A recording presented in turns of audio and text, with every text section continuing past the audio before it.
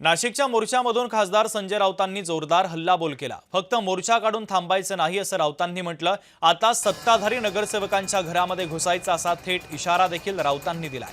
मृतांच्या कुटुंबियांना 1 कोटींची मदत द्या अशी मागणी या मोर्चाच्या माध्यमातून राऊतांनी केली। तर कुंभमेळा कामाच्या कंत्राटासाठी जामनेर पॅटर्न राबवला जातोय। महाजनांच्या जावयाला कुंभमेळ्याच्या कामाचं कंत्राट दिलं जातंय असा गंभीर आरोप आता राऊतांनी केलेला आहे।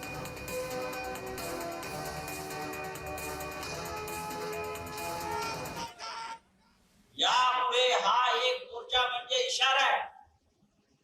मी काल सांगितलं, जिथे जिथे खड्डे आहेत त्या त्या भागातल्या भाजपच्या आणि मिंदेच्या नगरसेवकाच्या घरावर मोर्चे काढू।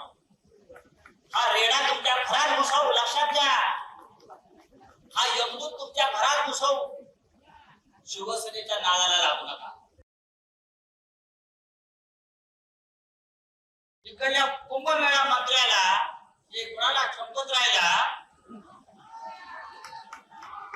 302 चे गुन्हे जोपर्यंत दाखल होत नाही तोपर्यंत शिवसेना स्वस्थ बसणार नाही। जबाबदारी नाही का? कशा करता खुर्च्या उभवताय?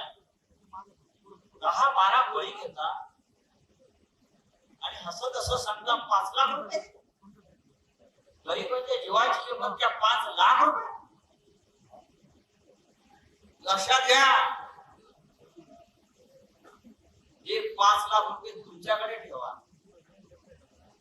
या मृतांना 1 कोटी रुपये दिले पाहिजे त्याच्या कुटुंबाला।